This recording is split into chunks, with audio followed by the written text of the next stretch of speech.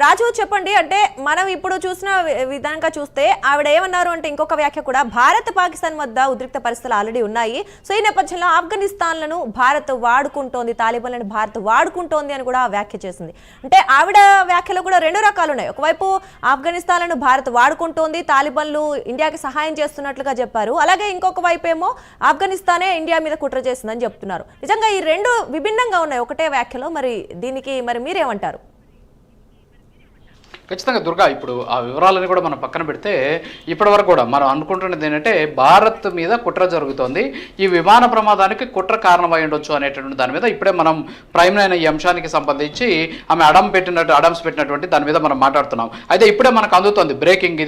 ఈ బ్రేకింగ్ ఏంటి అంటే ఇంకొక ఎయిర్ ఇండియా విమానానికి బాంబు బెదిరింపు వచ్చింది. ఎయిర్ ఇండియా విమానంలో ఉన్నటువంటి ల్యాబొరేటరీలు అంటే బాత్రూంలో ఒక నోట్ని కనుగొన్నారు. ఆ నోట్ ఏంటి అంటే బాంబు పెట్టున్నాం ఈ విమానంలో అని చెప్పేసి ఆ నోట్ని కూడా కనుగొన్నటువంటి పరిస్థితి.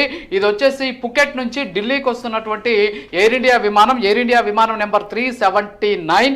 ఈ విమానానికి ప్రస్తుతానికి బాంబు బెదిరింపు వచ్చింది. ప్రస్తుతానికి ఈ విమానాన్ని అత్యవసరంగా థాయిలాండ్లో ప్రస్తుతానికి ఎమర్జెన్సీ ల్యాండింగ్ చేశారు. ప్రస్తుతానికి ఆ ఫ్లైట్లో 156 మంది ప్రయాణికులు కూడా ఉన్నటువంటి పరిస్థితి ఉంది. సో దీన్ని బట్టి చూస్తూ ఉంటే ఎయిర్ ఇండియాకి సంబంధించినటువంటి ఫ్లైట్స్ ఏవైతే ఉన్నాయో వీటిని టార్గెట్ చేసుకొని కుట్ర జరుగుతోందా అనేటటువంటి అనుమానాలు స్పష్టమవుతూ ఉన్నటువంటి పరిస్థితి. ఎందుకంటే నిన్న ఎయిర్ ఇండియా విమానమే అసలు అసాధారణ స్థితిలో జరిగినటువంటి ప్రమాదం. అది సాధారణ స్థితిలో జరిగినటువంటి ప్రమాదం కాదు, అది అసాధారణ స్థితిలో జరిగినటువంటి ప్రమాదం. ఆ ప్రమాదం తర్వాత మరుసటి రోజు అంటే ఈ రోజు మరొక ఎయిర్ ఇండియా విమానంలో బాంబు పెట్టామని చెప్పేసి ల్యాబొరేటరీలో నోటు ఉండడం అంటే ఎంత అంటే ల్యాబొరేటరీలో నోటు ఉంది అంటే ఎవరో అక్కడికి వెళ్ళి రాసి పెట్టినటువంటి పరిస్థితి. అంటే ఎయిర్ ఇండియా విమానంలోనే ఉండి కుట్రలకు పాల్పడుతున్నారా అనేటటువంటి అనుమానాలకు బలం చేకూర్చే విధంగా ప్రస్తుతానికి ఇప్పుడు ఈ బ్రేకింగ్ న్యూస్ కూడా మనకు అందుతూ ఉన్నటువంటి పరిస్థితి.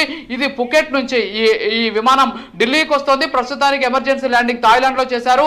156 మంది ప్రయాణికులు ప్రస్తుతానికి విమానం నుంచి సురక్షితంగా బయటికి తీసుకొచ్చే ప్రయత్నం చేస్తున్నారు. బాంబు స్క్వాడ్ తనిఖీలు కూడా చేస్తూ ఉన్నటువంటి పరిస్థితి. అయితే ఎయిర్ ఇండియా విమానాలను టార్గెట్ చేసుకొని కుట్రలకు పాల్పడుతున్నారా అనేటటువంటి అనుమానాలతో పాటు ఇందాక సారా ఆడమ్స్ ఏదైతే మనం చెప్తూ ఉన్నటువంటి ట్విట్టర్ ఉందో, ట్విట్టర్ లో ఆమె పెట్టినటువంటి ఒక number, this is not a number అని చెప్పేసి ఆమె ఏదైతే చెప్పారో అది కూడా ఇక్కడ స్పష్టంగా తెలుస్తుంది. అది నెంబర్ కాదు అని చెప్పింది. అది ఫ్లైట్ కి సంబంధించినటువంటి నెంబర్. ఏదైతే నిన్న కూలిపోయినటువంటి ఫ్లైట్ ఉందో ఆ ఫ్లైట్ నెంబర్ కూడా 171 అయినటువంటి నేపథ్యంలో ప్రస్తుతానికి మళ్ళీ ఎయిర్ ఇండియా విమానానికే బాంబు బెదిరింపు రావడం అనేది నిజంగా ఇది కుట్రలో భాగమేమో అనేటటువంటి అనుమానాలు అయితే ఇక్కడ మనకు స్పష్టంగా తెలుస్తూ ఉన్నటువంటి పరిస్థితి కనిపిస్తోంది. Durga, right. Thank you Raju, thank you Rajender and thank you Raju. Right, చూసుకున్నట్లయితే ఖచ్చితంగా అంటే ఊహాగానాల్ని మేము చెప్పడం మా ఉద్దేశం, ప్రైమ్ లైన్ ఉద్దేశం కాదు. కాకపోతే ఏదైనా జాగ్రత్త అవసరం అనే ఒక ఉద్దేశంతో చెప్పడం జరుగుతోంది. ఆడమ్స్ చేసిన ట్వీట్ కావచ్చు, లేదా ఇప్పుడు బ్రేకింగ్ అందుతున్న విషయం ప్రకారం మరొక విమానానికి బాంబు బెదిరింపు రావడం, ఇవన్నీ చూసుకుంటే ఖచ్చితంగా ప్రతి ఒక్కళ్ళు జాగ్రత్తగా ఉండాలి అనే అంశంతో అయితే చెప్పడం జరుగుతోంది అనమాట. సో ఇది ఇవాల్టి మన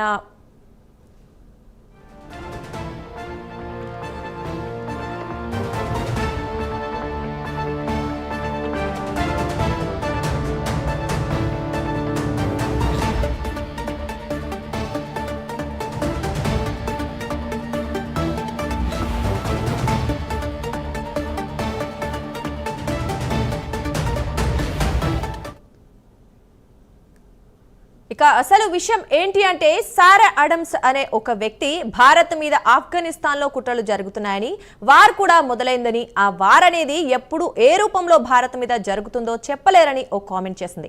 సారా ఆడమ్స్ అమెరికా సిఐఏలో పనిచేసిన మాజీ అధికారిగా తెలుస్తోంది. అందుకే ఆమె చేసిన వ్యాఖ్యల గురించి సోషల్ మీడియాలో చర్చ నడుస్తోంది. మరోవైపు ఆమె తన ఎక్స్ అకౌంట్ లో జూన్ 9నే ఈ కామెంట్లు చేయడం ఆసక్తి రేపుతోంది. భారతదేశంపై ఇప్పటి వరకు జరగని అతిపెద్ద దాడికి ఆఫ్ఘనిస్తాన్ లో కుట్ర చేయబడుతోందంటూ ఓ కామెంటర్ రాసి పోస్ట్ చేసింది. అయితే ఆ పోస్ట్ తాను ఆన్లైన్లో అప్పటికే జరుగుతున్న వాదన సందర్భంగా పోస్ట్ చేసినట్లుగా భావిస్తున్నారు.